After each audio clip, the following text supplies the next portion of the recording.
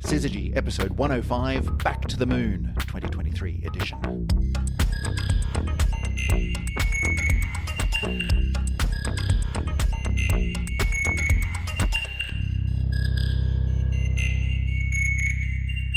And welcome back to another edition of the Syzygy podcast. My name is Chris Stewart, and as ever, I am sitting in the office of Dr. Emily Brunsden at the table in her office, the big round table in front of the big, still empty whiteboard. Emily, how you doing, and why is the whiteboard still blank? I'm doing wonderfully. Good. But I still have mysterious people coming and cleaning my whiteboard and for another few weeks. So I'm holding off, and then I'm just going to do a massive brain dump of all the wonderful Syzygy ideas. I don't know. I don't like it. It's too blank. It's too white. We need to fill it with stuff. But the good thing is that we have plenty of stuff to talk about today. We're going to leap straight in because today we're going to be talking about future missions to the moon. Now, when I say that, that makes it sound like, for the last several decades, since we were last on the moon, which was like the 70s, right? Like human beings stepping on the moon. We've had various things go to the moon since. But since the 70s, there's not been a lot. We've been up in orbit, but it's pretty patchy. Yeah. So future missions to the moon have sort of been kind of sci-fi, far enough off into the future that, one day we'll return and we'll put a base up there and there'll be people living on the moon and we'll do all this stuff. But it's like distant future. Today, though, we're going to be talking about not just stuff which is years away. We're not going to be talking about stuff which is couple of years down the track, 5 years down the track. Emily, we're talking about like the next 12 to 18 months, right? No, not even that. Not even that. No, literally this spring, summer, if you subscribe to the Northern Hemisphere view of seasons. Yes. So in the coming, 6 months? Yeah. There's a bit happening in the direction of the moon. Turns out the moon's a popular place. The moon is the place to be. And so Emily has taken it upon herself to become completely au fait and expert-like with all of, expert adjacent perhaps, expert adjacent with all of the upcoming moon missions just in the next 6 months. Yeah. So what's it, like one or two? Well, we're going to look at 6 today. 6. Just 6. Just 6. And I want to definitely preface this entire episode with, I actually don't know a lot about solar system exploration. This is not your particular area of expertise. No. Right, okay. So when I did my research here, I looked at the upcoming missions and what their goals were and what they were doing. And I've just picked up select pieces of information that I thought are interesting, but we were not really going to be talking a lot of science today. So it's not a deep dive here today. We're not going to be tearing these things apart at sort of the each mission's scientific reason for being, so much as, oh my God, did you know we're doing this? I've been getting these messages from Emily over the last couple of days going, my brain's exploding. Yeah. I can't believe it. So I'm looking forward to this one. So Emily, where do we start? Yes. Well, most of the information that I'm going to be telling you about today has come from the reliable source of Wikipedia. Good. Excellent. So just a heads up there that this is some of these sort of dates and ambitions may or may not be current. Well, they're current as of about February 2023. That seems to be the last sort of big update that I saw. Do you remember when Wikipedia was something that you were supposed to avoid? Because if you were to write an essay in school or something, okay, Wikipedia wasn't around when I was in school, but just go with me on this one. You couldn't possibly reference Wikipedia because it's not trustworthy. Can you imagine living without Wikipedia now? Absolutely I not. must use it like 20 times a day now. And it's... What is that thing? Oh, I don't know what that thing is. Look it up on Wikipedia. Putting the stuff together for this show, when I'm putting the final notes together for the podcast, half of it's Wikipedia. And That's you can brilliant. it's trustworthy. And here's a foreshadowing of what we're going to find out in this episode. Yeah. Turns out that it's not just us going to the moon, Wikipedia is going to the moon as well. What? Okay. All right. I'm looking forward to this one. Kick us off, Emily. We've got half a dozen to get through. Yeah. What's number 1? So, spring-summer launches 2023. Mm-hmm. So, to put this in context, first of all, we had 16 moon missions in 2022. 16? 16, yeah. There were heaps of them. Wow. We talked about some of them, and we talked about particularly some of them from... Actually, it was around about 2019 when we last had a serious little touch on some of the moon missions, because it was in 2019 that we had Bereshit, which was the Israeli mission That's right. crashed and had tardigrades that went crawling tumbling all over across the surface of the moon. Yeah. That's right. Yeah. That was episode 43. We also talked about Chandrayaan-2, which was also not a particularly successful mission, where the lander smashed and destroyed the lander and the rover. That's Indian. Yep, that was the Indian Space Agency. For two space programs, like Israeli and Indian, which are not they're not at the top of your, the list in your mind of who do you reckon's going to be going and doing a successful landing on the moon or successful mission to the moon.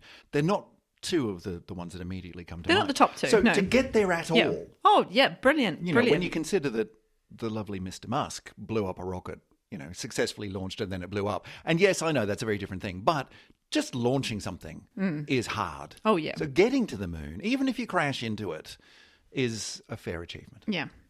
Exactly. And then we also did mention Chang'e 5, which was the Chinese mission. So those were a few I'm touching on from the past. It was kind of around 2019 when we last seriously spoke about them. As I say, 16 went up in 2022. 2 of them failed of that 16. So, this isn't easy. This is by no means guaranteed. It doesn't sound easy. I mean, I don't think anyone's accusing anyone of being a bit of a wuss if you don't manage to do it properly. No. And we're already expecting 9 total in 2023 and maybe 10, 12 or so in 2024. Wow. So it really is all happening. Yeah. Okay. Yeah. So what's coming up? Right. So the 6 we're going to look at. So the first one, I'm cheating a little bit and I'm going back in time. All right. Okay. So the 6 future ones includes one in the past future. Yeah, okay. Exactly. Yeah. And that was JUICE, which launched the 14th of April. Just a little while ago. And that's pretty exciting. Yes, very exciting. Are you surprised that we're talking about JUICE, though? Going to the moon. Oh, yeah. Yeah. That's got nothing to do with the moon because it's going to Jupiter. Yeah. So... Well, it's doing a flyby the moon, so we've... Oh, okay. That one counts? Yeah. Okay, you got me on that one. Yeah. Why is it doing a fly? Just because it can? Gravitational slingshot. Oh, I never really thought of using the moon as a gravitational slingshot. Well, Earth, moon. Yeah, the whole system. Yeah, exactly. Because that's a really cool thing in space travel is sometimes to give yourself a bit of a boost. Because, getting into space is hard, but then getting between places in space is even harder because you got to get the speed right and the direction right. And speed and direction are very difficult things. You got to take a lot of fuel, or you can just borrow a bit of momentum from something else really big that won't mind so much. And a big planety, moony type thing, if you can just swing around it, do all your equations right, and you pick up a little bit of that planet's or moon's momentum, and it slingshots you out in the direction that you want to go, which is really cool. It's kind of like a free speed boost. Yeah. Because the moon's not going to notice. No. It's not like it's going to slow down and crash into us or something. No. Cool. Okay, so that one counts. Yeah. So we'll mention JUICE. So that's already launched, but it hasn't reached the moon yet. Yeah. And we haven't really talked much about what's it going to do after that. It's going to Jupiter. We'll get there. We're getting there. I'm Okay, doing the sorry. overview, Chris. Sorry. Okay, back up. Yep. So there's JUICE. Then there's Mission 1. Yep. Now, Mission 1's the topical one because that's about to launch next week on the 4th of May. It's it's not a particularly inventive name. No. Mission 1 of N. Exactly. Right. Yeah. Well, I guess you've got quite a few numbers to get through. Start at 1. Yeah. Go up from there. We've then got Intuitive Machines 1. Right. Which includes Doge 1. Right. So there's a couple of ones in here. Mm-hmm. Could be ones to watch. Mm-hmm. We've then got Chandrayaan 3. Oh, well, okay. Someone's had a bit of experience already. Yeah. Now, if you want to go by numbers and experience, we've then got Lunar 25. Wow. These people have really, really nailed this one. Yeah, and we've got the last one, which is going to go up sometime in August, we hope, is Slim. Slim. Not even Slim 1, just Slim. Slim. Cool. Yeah. All right. Now that I've piqued your interest. Okay. Are you? We yes. got JUICE I'm sitting Mission up, I'm 1. paying attention. JUICE Mission 1, Intuitive Machines 1, Chandrayaan 3, Lunar 25, and Slim. You know there's going to be some great acronyms here. Yeah. Kick us off, Emily. Where are we starting? Let's go to JUICE. So JUICE is, I guess, probably the biggest mission that we're going to talk about today. It's the standard.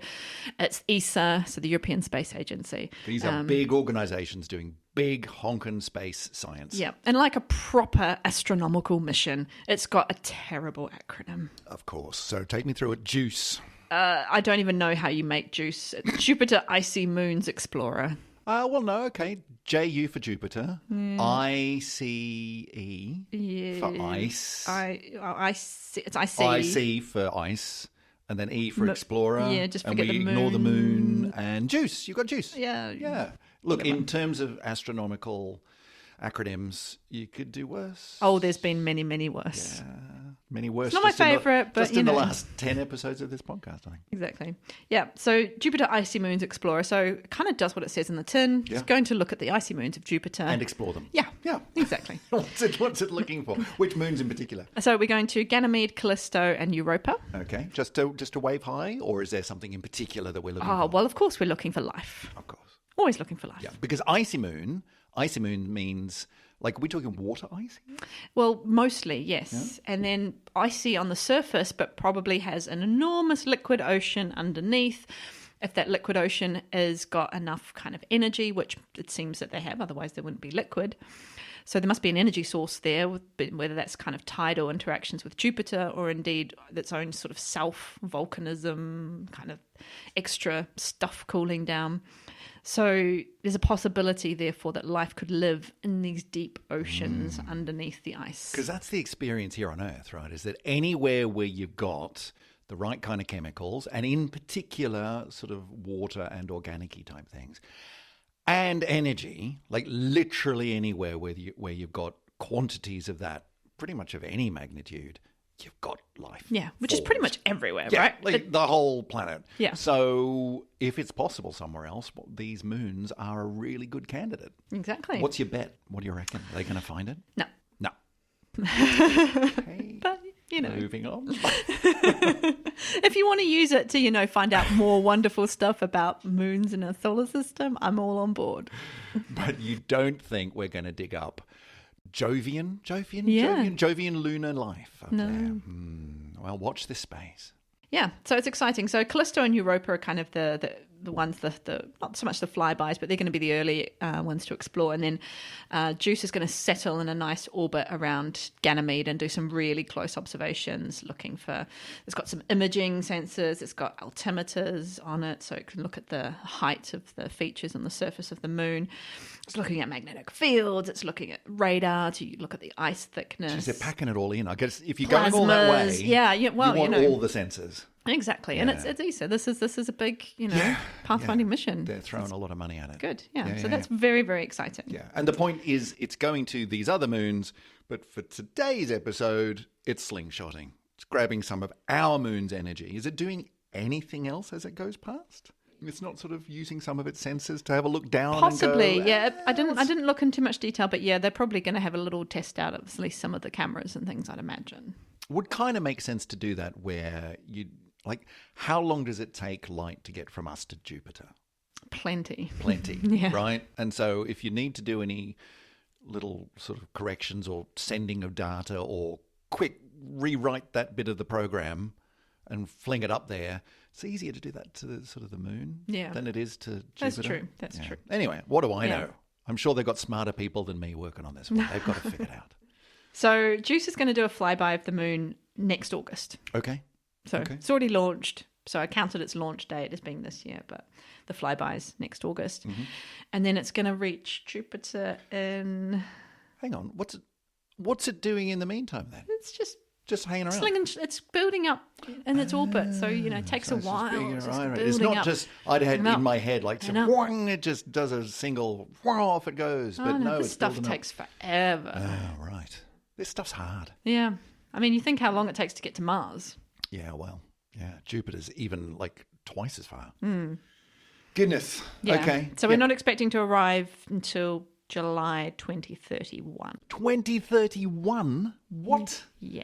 Wow. A little bit of a wait on that one. Yeah. Imagine being in that part of that mission group at ESA and just, hey, okay, we've launched, great, and then wait a little while, we'll swing past the moon, and then who's for lunch? You got a really long time to wait then. Exactly. And considering that these missions take a decade or more to put together as well, right?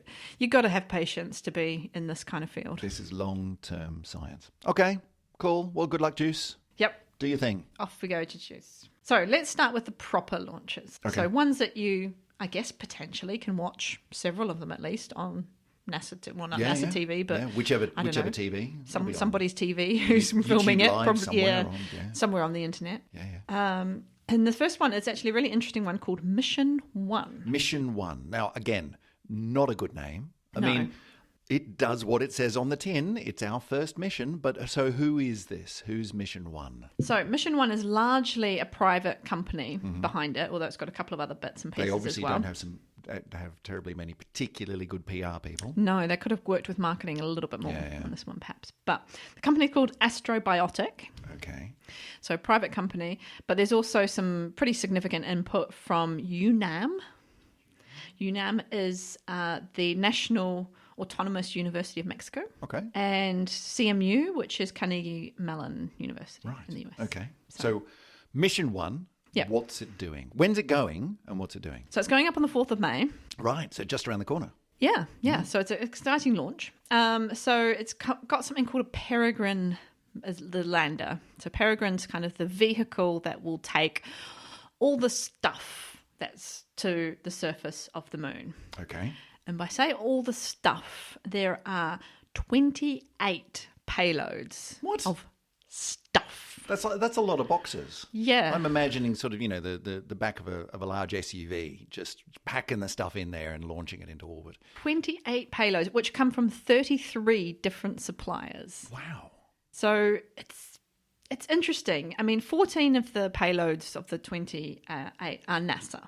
Okay. So NASA's put some money into it. They've got this particular branch of NASA called the Commercial Payloads something, whatever. Something. Yeah. Commercial Launch Payloads Service or something where they pay other private companies to take bits of NASA kit. This is the actual science instrument. So we're interested in putting another kind of laser rangefinder, or we're interested in putting another seismometer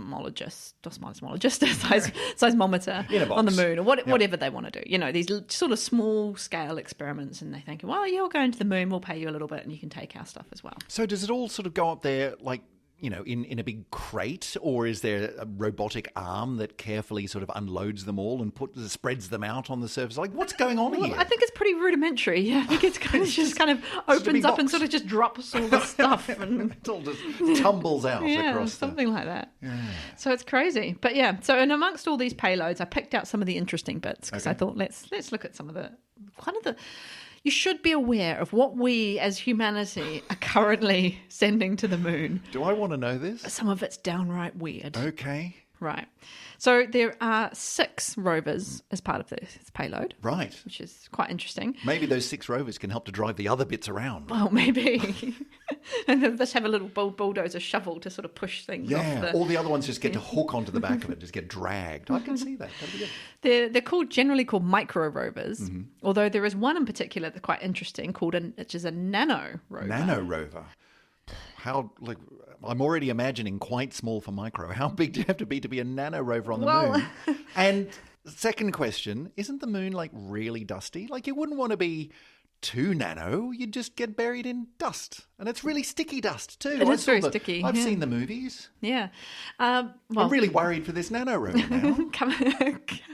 Coming from a physics department, you already know that there are things like nanobots and all this kind of nanotechnology, in your bloodstream, which is tiny, all that tiny stuff that was in the COVID vaccination, apparently. Oh yeah, indeed.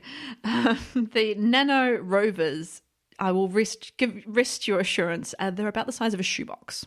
Okay, even so. I'm still a bit concerned. It's quite big. Yeah. For a nano. Yeah, but it's not going to go in your bloodstream. I just hope it's got really good tyres, is all I'm saying. Yeah. I hope they've thought this one through. So the nano robot. The robobot. The nano robot is called Iris. It used to be called Andy. I don't know what the reason behind the name change was. Don't know. Changes pronouns, perhaps? Yeah, I missed that one. But anyway, Iris is being sent up by a university, which I should have written the name down of. I think I did at some One point. of the universities. Yeah, I think this is Carnegie Mellon's. Right. Yeah, that's right.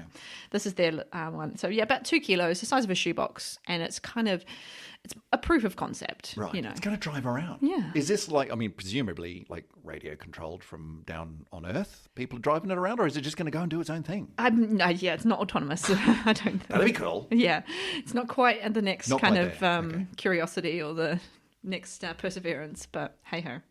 But it's proof of concept that you can create these nano rovers for a fraction of the cost of your big kind of Mars rovers, and you can put little sensors on them, and they become kind of almost CubeSat. I mean, that's a bit bigger than a CubeSat, but it's not far from CubeSat size. Yeah. Because other rovers, I mean, the first rovers that went up to Mars and to the moon as well. I mean, there was.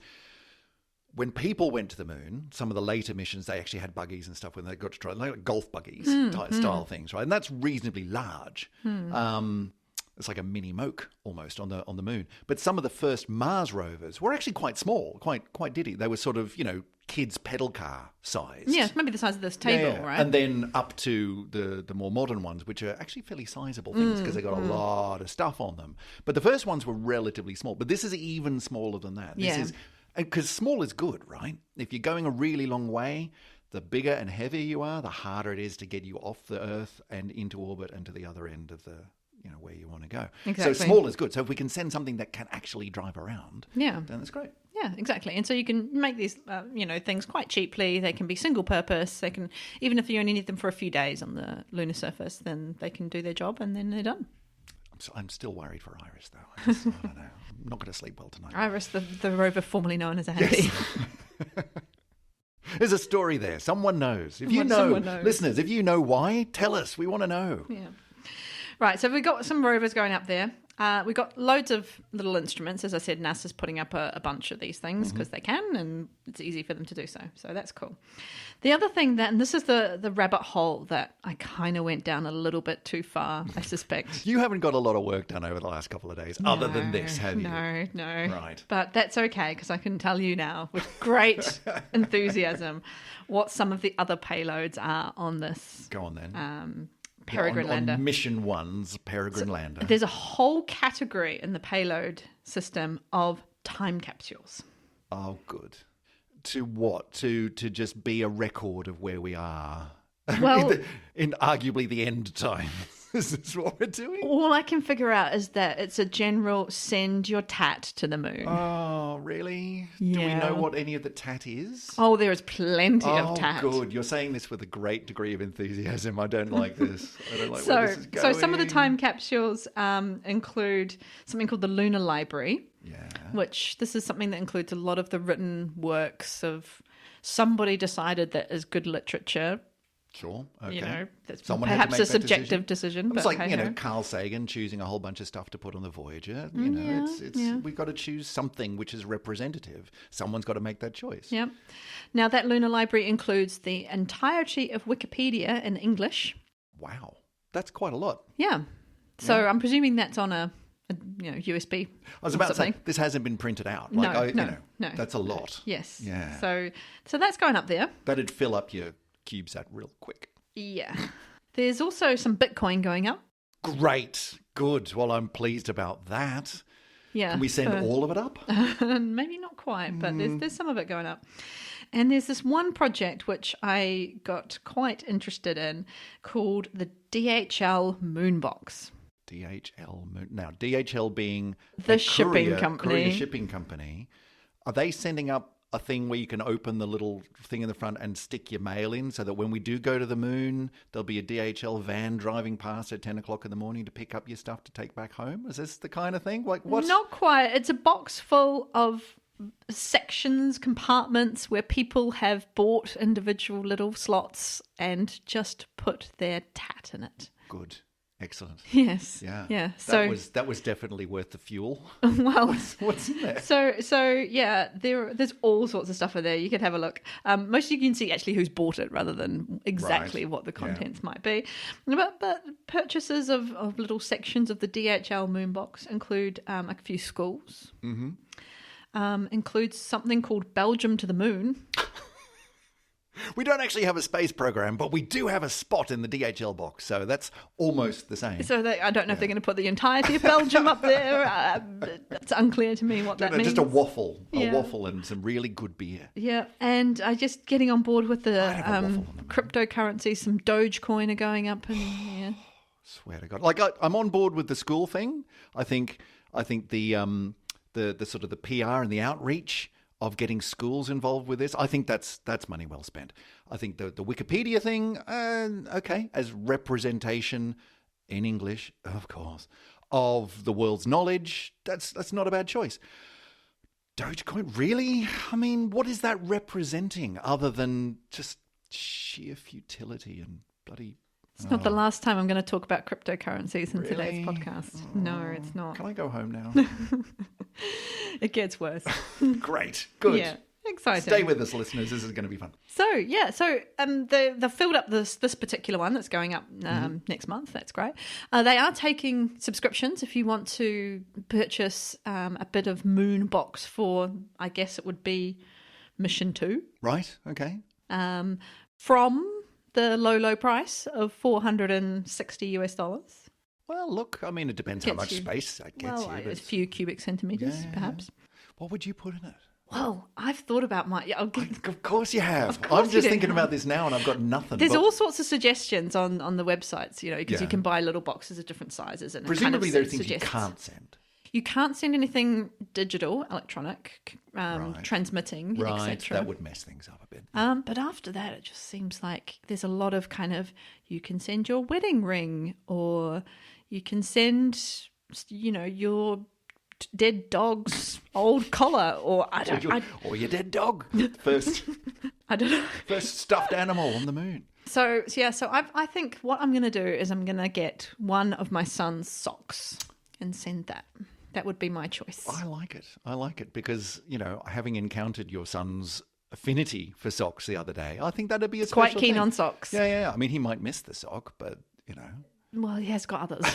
Other socks are available. That's a nice idea, both sort of from a really sweet point of view and also an eyebrow-raisingly, why is there a sock in this part of the box? Well, here's Emily Brothers. And the idea is, obviously, it would be a baby sock now. Yeah. But one day, when he's an adult, he might go to the moon and he could, pair it up with the current sock that he's wearing. Sock doesn't grow with him. It's still a baby sock when he grows up. Well, he can take the other one of the pair and see if they still, fit. I think it's a lovely idea. I don't think it's outside the realm of possibility that he could go to the moon. Yeah, it's true. It's true. He's coming into he's of a generation where going to the moon, as we're finding out in this podcast, is going to become pretty normal, I think. I mean, maybe not for, common or garden, average person on the street just whipping up to the moon of a Sunday afternoon, but our long bit of history of having been to the moon and not going to the moon anymore seems to be coming to an end. Definitely. So there you go. Put it this way, he's got a much higher chance of getting on the moon than I have. Oh, yes. Yeah. And me too. Yeah. So that's my choice. Do you have any ideas what you would send up to the moon? I don't know. I mean, that's a really hard one. I'm going to have to give that some serious thought. But listeners, if you've got any really good ideas, I want to know. I want to know what you would put in for your 455, let's call it $500, depending on where you're listening, in your own currency. What would you put in this little section of your DHL box going to the moon? Interesting idea. And I think the biggest question is, do you add signature delivery? I mean, it's not Amazon, so it's not coming tomorrow. But yeah, get your. And then you've got to hope that it goes to the moon and not to East Anglia or something, or Mars. And then you just get a photo. I delivered it, and it's like, that's Mars. Clearly, that's Mars. That's not the moon. What are you people doing? Get Robin to pick it up for us when he's up there. So this was we talked about all the different bits that are going on the Peregrine lander, which is mission 1 of, what was it? Astrobiotic. Which is an interesting name. Astro and Biotic. We're going to the moon with a bunch of things in a big box. Who are Astrobiotic? Who are these people? Well, it's an interesting question because they are one of the companies that started up when, do you remember Google had the Lunar X prize? Are we talking sort of the 2000s? It started in kind of 2007. Yeah, something like I was about thinking that. mid to late 2000s, yeah.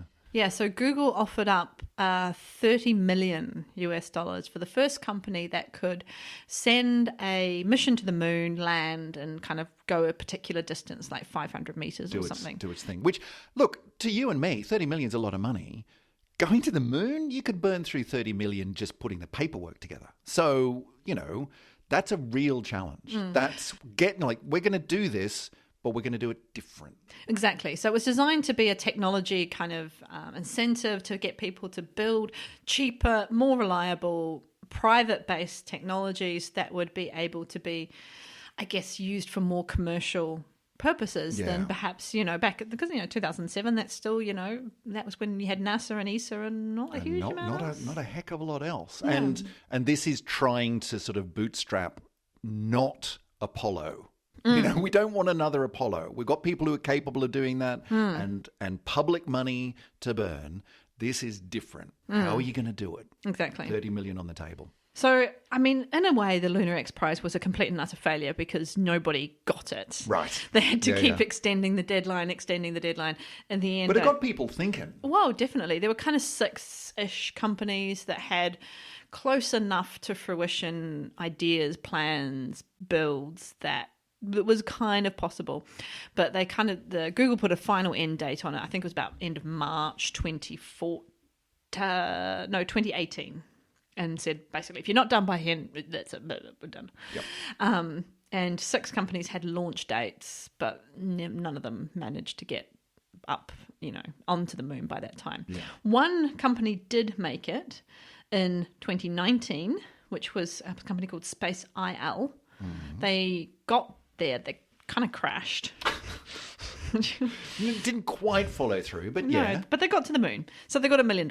Okay. So, He's a nice I consolation prize. to think how much it costs them to get that far, but here's $1 million. Yeah, just to sweep up. But yeah, so Astrobotics was sort of started up as part of they were one of those 6 kind of finalists, if you like. So they're kind of continuing on that, and obviously being a private company, they need to make some money. So they're commissioning, getting some NASA money, getting some DHL postage, whatever, to get the company going.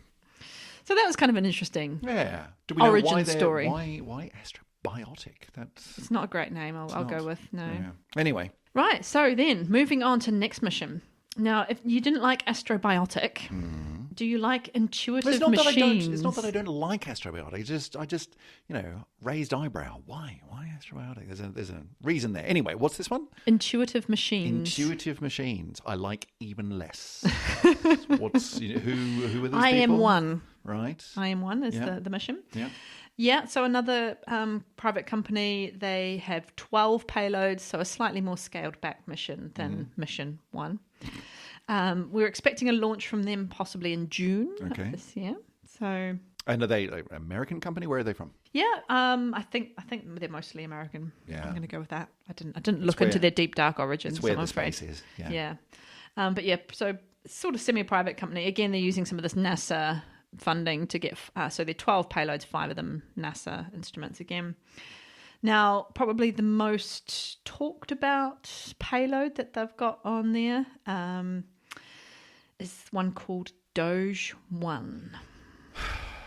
I'm not going to like this, am I? This is from a company called Geometric Energy Corps, which sounds like a villainous It does. organization in a Bond film. It does. They've got a private island with rockets being launched out of a volcano.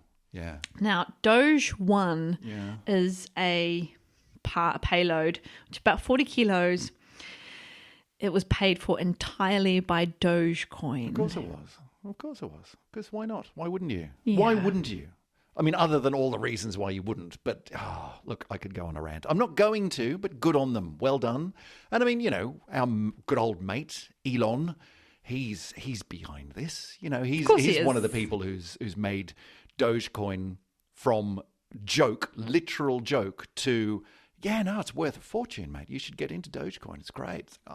Must we? Yes. Must we take this seriously? Well, it's going up on a Falcon, so there's a little bit of vested interest there. Yeah. So this whole Doge 1, do you know what it's going to do once it gets there? No, I don't. You could. It's a commercial enterprise, right? Yeah. So what's it going to do? I don't know. I mean, it's going to make some money. sure. Like advertising. It's bad enough. It's just going to light up really bright with a big McDonald's advert or something. I don't know. What Not is quite it? that. Well, No? anyway, it's got some imaging cameras, and it's got some sensors on it. Yep. So it's looking for stuff. Looking for stuff that we can take some pictures. Yeah.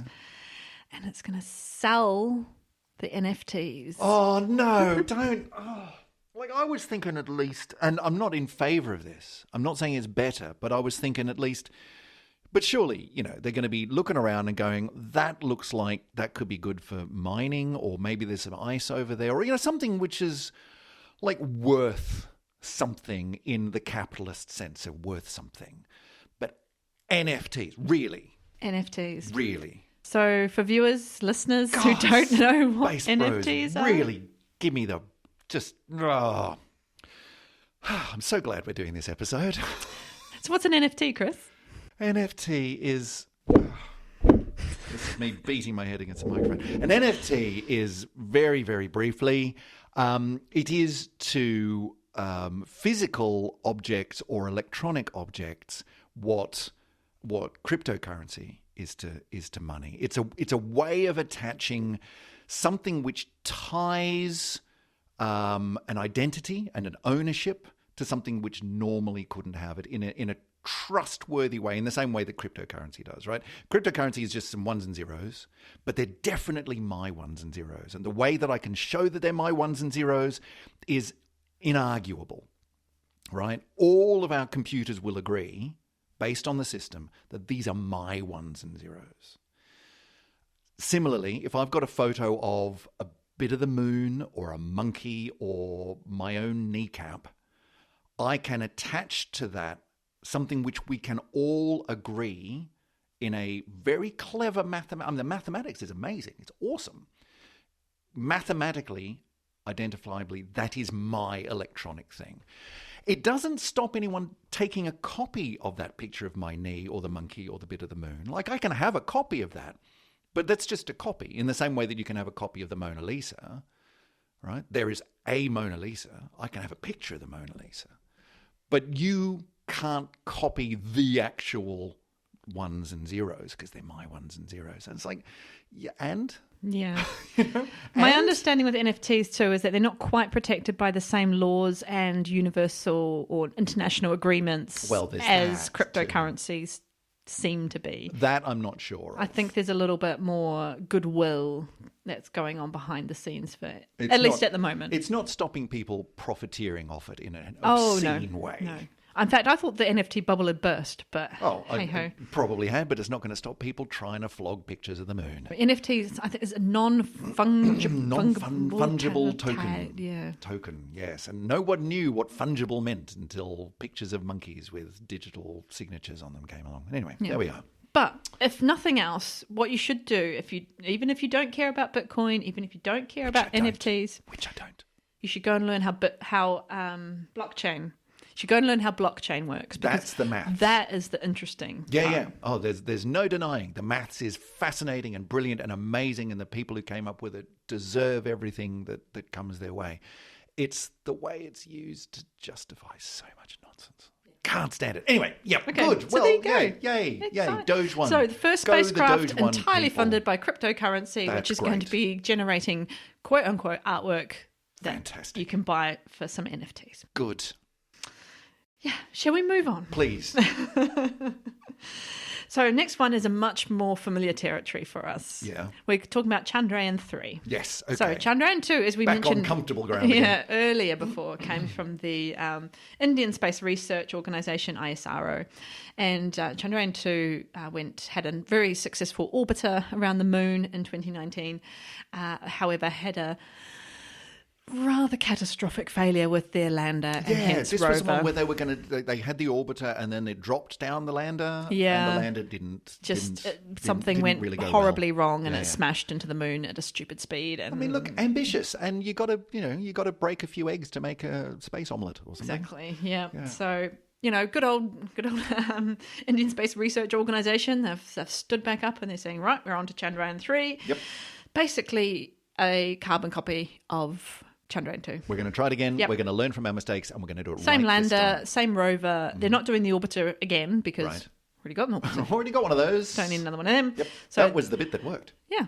So they've got a lander and a rover heading up. They've got couple more instruments, and they're going to have another crack at this whole landing on the moon business. Good luck with that one. That one I can get behind. Yes. Less the Doge, more the this. Yes. So Chandrayaan-3 due for launch hopefully in June this Awesome. year as well. Good. Very exciting. Good. And speaking of national space organisations, Yeah, so that was India. you want to guess who Lunar 25 is? Okay, let me coming ask from? this question. Is that a translation? No. Okay. Don't think Because so. I was going to go sort of your China, maybe? Or... Well, Lunar as in Luna. It's okay. you know, Yeah. yeah. China? Japan? No. Who? This is Roscosmos. Oh, okay. Yeah, I should have got that from the Lunar. Yeah. Yeah. So this is Lunar 25 was renamed. It was originally going to be called Lunar Glob. I think they should have stuck with that. I'd entirely line up behind in the cheer squad for Lunar Glob. Lunar Glob. I'd get that on a t-shirt. I don't know. It sounds a bit sticky to me. It does a bit. Although, as we did discuss, moon dust is sticky. So Yeah. But you don't really want your spacecraft to end up in a sticky mess, do you? You don't want to land in a glob. So what is Lunar Glob? Lunar Glob, now Lunar 1. Is it Lunar 1? No, Lunar 25. Lunar 25. God, what am I saying? Yeah, so renamed, of course, because Roscosmos has a deep history of lunar exploration. Oh, of course. It's just all from the 50s, 60s, and 70s. It's been a while. Yeah. So Lunar 24 actually launched in 1976. Wow. It's been a long time since the lunar missions really stepped up. Yeah. Wow. So it's Long mission time between innings. But it's the overall program, which is actually still called Lunar Glob. I understand the glob is a translation of sphere. Sure. That's fine. Yeah, that makes sense. It's only to us that it sounds funny. Yeah, so sphere, lunar sphere would be the English translation. That's the overall Roscosmos mission to have a robotic moon base. Okay. That's fairly similar to lots of other countries who have similar aspirations, so that's fine. They're going to send this Lunar 25 with some science instruments to sort of see what's going on. I mean, we can all be fairly sceptical whether or not it will launch. I mean, Russia's not in the best way, shape or form right now. It's difficult right now. Yeah. Without going in too much into the international political situation, I sort of think they might be using most of their fuel for other projects right now. At the moment, yeah. But, so hey-ho. we'll see. Yeah. That one's scheduled to go when? That's scheduled to go the 13th of July. Right. Okay. Well, we'll see. Watch this space. Yeah, we'll see. And then finally, our last one is SLIM. Slim. I don't know where to start with this. This is an acronym, I assume. This Of isn't course. just sort of something from, New Mexico in the States. I'm No, just going to send up some really tall, skinny guy in a cowboy hat. No. This is from JAXA, Japan. Japanese Space Agency. Yep. So SLIM, it was originally started out life as the acronym was Small Lander for Investigating Moon. Okay, so that's slim, but it's not small anymore. You said it started out like that way? No, it's been changed to Smart Lander for Investigating Moon. Right. I'd like to have been in that committee meeting where they said, well, it is small, but that's not its defining feature. The defining feature is that it's smart. Well, fortunately, we've got an acronym for that. You're hitting the nail on the head there, perhaps unintentionally. Okay. But the point is that it is a smart lander. What makes a smart lander? So it's got... Aren't all landers smart? I'm gonna sound like a infomercial here. It's got precision landing technology. You've missed your true call. Precision landing technology. As opposed to just falling wherever you go. Well, you laugh. There it is. You It's over laugh. there. But the Apollo ditch. 11 landing box was 5 kilometers by 20 kilometers in size. And have you seen the Apollo 11 film? They put out where the restored film. I was terrified watching them landing that thing because it's like, who knew? No one knew at the time except the people in the room. No one knew how close that was to disaster. Yeah. And they're like, over here, no, over there, it's going to land on a rock. And they're just right down to the gun and they've got like 2 milliliters of fuel left. And it's like, what the hell? Nobody knew. And yeah, you're right. It could have gone anywhere. Whereas this is precision landing. This is precision landing. So it's going to use facial recognition technology. There's no faces on the moon. No, there's not, but there's another type of feature on the moon. Rocks. Craters. Well, craters, Right, yeah. So it's going to use that technology on crater patterns on the lunar surface. Seriously? To get the lunar lander to within 100 meters of a precision point to land. I mean, that's good and all. I kind of feel like 100 meters is still quite large room for error. Like, can't you, like, within 100 meters square, that's like a lot of potential big rocks. Well, maybe. I mean, I'm like, don't get me wrong. I'm not. But I'm not, feeling like, you know, from I'm 5 not by putting 20 down- kilometers. I mean, imagine if you parked your car at the Fair. other end of that box and you had to walk over there to get it. Fair. Okay. Look, I'm really not, turning my nose up at Slim here. Well done. I think that sounds awesome and good luck to them. Yeah. 100. Okay. All right. I'll just shut up now. And like all good landers, you've got to have a little tiny rover to go with. Yes. Yeah. Good. So there's just a I little... think that's table stakes, really, isn't it? You've got to have a rover. Yeah. If you want anyone to like your mission, you've got to have a little rover. Because we need to anthropomorph... We do need to anthropomorphize them, yes. We Yes. need to give them a good name. They should ideally look cute. Yeah. I'm not sure if this is a good name, though. Lunar Exploration Vehicle 2. Lev. Lunar Lev 2. Lev 2? Yeah, we've heard worse. Does sound We've like heard quite worse a... on this quite a- on this edition of the podcast. Lev. I feel like I've met a Lev. At least it's not Doge. Get that right. So, moving right along. So, sorry, when's that supposed to be launching? So, Slim is launching in August. Right. I guess that's the window, so they haven't nailed down a date Right. exactly just yet. So that's our 6. Yeah. And that's all between now and August. So we are currently coming into late April, May, June, July. That's the next 4 months. Yep. Wow, busy So, year. yeah, some of those missions you may look forward to more than others. Some of them I'm just going to pretend we never had this conversation. Some of them you should really go and look at the Wikipedia article and look up what those 28 payloads and the 20, I don't know, whatever different sections of that box and what they contain. I'll do that on a day when I'm feeling stronger. A lock of hair from your nana, Yeah. an old I birthday mean, card. look, I don't know what as you I send said, up. I'm on board with it because there's so much goodwill and outreach and inspiration and stuff that you can get from that sort of thing, and I'm okay with that. I think that's all right. It's when it just becomes space bros doing space bro muscle flexing stuff and just Yeah, but don't you feel like we're just sending junk to the moon? Yeah. Is that okay? Well, I mean, No. maybe it'll Who's crash going to and clean this blow stuff up? One of the little rovers, probably. It's gonna be like Wall-E, you know. Yeah. It's gonna be one of these little rovers going around with a dustpan and brush, going, "I didn't know this was my job. I didn't sign up for this." You know, No. heartbreaking. Yeah, here's your nana's locket. So I guess what we can perhaps look forward to is humans. Right? Yeah, of course, because none of these are humaned missions. None of these have got Homo sapiens on them. No, when can you send a human there to kick over the Doge and just get annoyed? Turn the rovers back over from when they flipped on their backs. The little wheels spinning in the air. Yeah, help me. Tickle them on the tummy. Yeah. So, of course, the big program that everybody's following is the Artemis program from NASA. Yes, which they've chosen They've all of chosen the astronauts. Yeah, which is very exciting. It is super exciting. So we're going to have the first woman on the moon. It's all going very, very well. So Artemis 2, I can't remember what happened to Artemis 1, but Artemis 2 anyway. Artemis 1, I think, it's already been up and around, hasn't it? Didn't they? That was the unmanned one. Yeah. I mean, that's right. you're not going to do your first one with, "Come on, kids, in you get, let's go to the moon." You know, No, it's Artemis 2. didn't Apollo 1 blow up?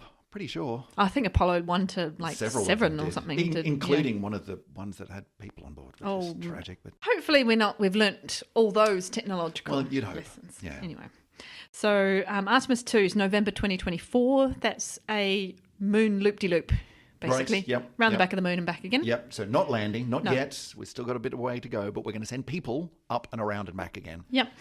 And so the landing is going to be around about December 2025. Which is, that's basically tomorrow. This feels like closer than the James Webb space launch. I'm going to be honest with you. I mean, after waiting, I don't even know how many years for James Webb to get up there. Yeah, It it's feels nuts. like this is like tomorrow. Yeah, it is kind of crazy. And though I hate to admit it, someone like, and I know that the plans were well and truly in place. I know there were lots of people already thinking about it, but someone like the President of the United States, which let's not think too hard about who that was at the time, standing up and saying, "We are going to do this.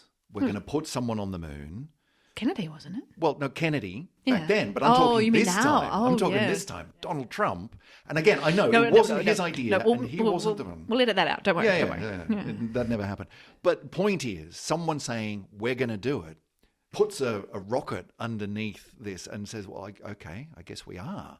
And we're in an age where things have developed to the point where we can do that. Something like James Webb is strangely so much harder because it's such high precision, and it's got to, it's got to go to a special place in the right way and unfold itself. And it's a much you can't even imagine how much further away James Webb is than the moon. It's so much harder. It doesn't seem like it because we got wet, squishy live things on this rocket. That's surely got to be harder. No, James Webb, so much harder than this, but doesn't take away from the fact that we're sending people to the moon in such a short period of time. It's staggering. The risk assessment must be pretty annoying, though. The paperwork. Can you imagine? So I remember, actually, this is I'm just looking at the poster on my wall because I was lucky enough to be in Washington, D.C.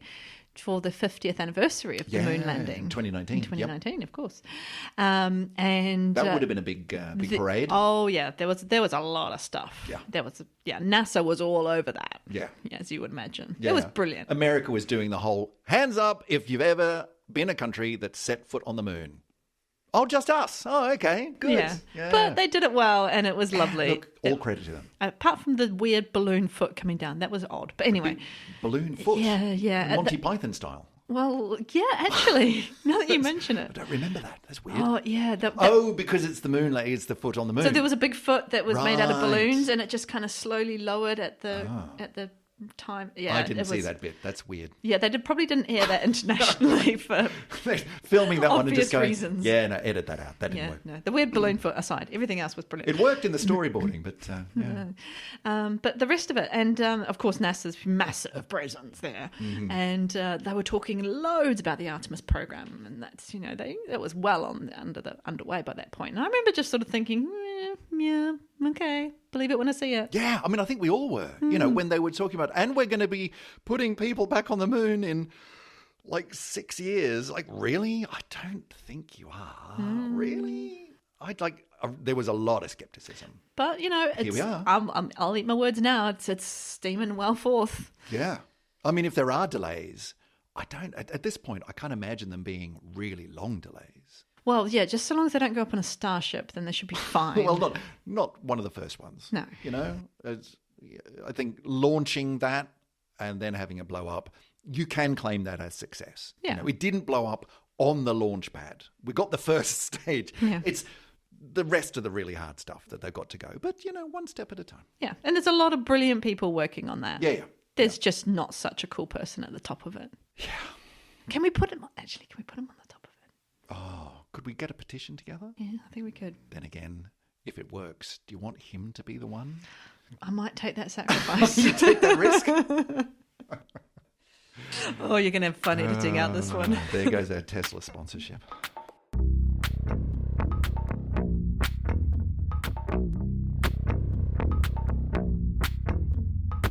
Oh dear, look, we should probably find our way out of this one before we get taken to court. Emily, thank you so much for doing the hard work, doing the hard yards on digging up all this info on us collectively as a species getting back towards the moon. We've been doing that for a while now, but it is amazing how much is coming up just in the next couple of months. Gonna have to give a bit of thought to what I would put in the little box, my little corner of the box. I'll see what I can come up with. There must be something good. There's going to be a lot of stuff up there to start dusting soon. And it's just going to sit there. Weird. Someone's eventually going to come and sort of open it up and go, why is there a sock in here? Listen, if listeners wanted to get in touch with us with their suggestions on what they would put in the box, Emily, how do people get in contact with us? Well, of course, we've got our fantabulous website. So Yes. syzygy.fm, syzygy.fm. That's what we should put in the box. The website. Yeah. Put the website in the box. There's a way to do that. I'm sure there is. Yeah. Are you going to put an NFT on it? Yes. Damn it. That's what we should do. Yep. Exactly. Yep. Now, I have a request actually for the website because I was looking through that earlier today because amongst many things that I need in my life, I am actually running out of space in my Notebook. In your notebook, yes. Yes, so I thought, what better than to get a Syzygy branded notebook? Ooh, we could do that. Well, yeah, so I looked at some of the Syzygy merchandise, which is brilliant, by the way. Yes. Go It to has been- syzygy.fm/store, I think. Yeah, or just the button at the top. Yeah. Just go Buy to the stuff. website and find it. Yeah, Yep. it's great. You can buy nice things, mugs, t-shirts, all that sort of cool stuff. But I need a notebook. Yes. So I'm going to get you to on the case. I'm on the case. Good. Next episode, there will be news of a Syzygy branded notebook that you can Yep. purchase. Spiral bound A5, I think. Yeah. Okay. Right. Good. Blind. But the point is... More than 100 pages. Point is, other than buying merch from the store, syzygy.fm/store, you can go to the Syzygy website and get in touch with us. There's a contact page there. You can send us loads of information about how much you love the show and what you would put in a box to send to the moon. Other things you can find on there, all of our past episodes and the great cosmic wall of thanks, where we put up the names of everyone who has supported the show, including all of our Patreon supporters. And if you want to be one of them, you can go over to patreon.com/syzygypod and become a financial supporter of the show and keep the electrons flowing. Other ways you can get in contact with us are through what remains of the wreck of social media in 2023. We no longer do the one that shall not be mentioned, but we are on the Instagrams. We are. We are. We're on the Facebooks. We're on the Facebooks, yeah. If you want to find us on Facebook, you just enter Syzygy Podcast into the little search box. On Instagram, we are... Well, I'm going to take a stab here with Syzygy Pod. That's us, There we Syzygy go. Pod. Generally, if you want to find us on the interwebs, Syzygy Pod is how you do Well, it. you can click those things through from the website, actually. Yeah. That's true. So if That's you only true. remember the website. Just go to syzygy.fm. Listen, we should probably tie it up there. So, well, look, this is 2 weeks in a row. This is something of a record for us. Yeah, that's a streak. Yeah. No So, neighbours, no children when No. needing any sort of medical attention. No. It's brilliant. touch wood. So, we will endeavour to try for a streak of 3 in a row. Might see you in plus or minus a week's time. What do you reckon, Emily? Sounds good. All right. See you then. Bye, everybody. Bye.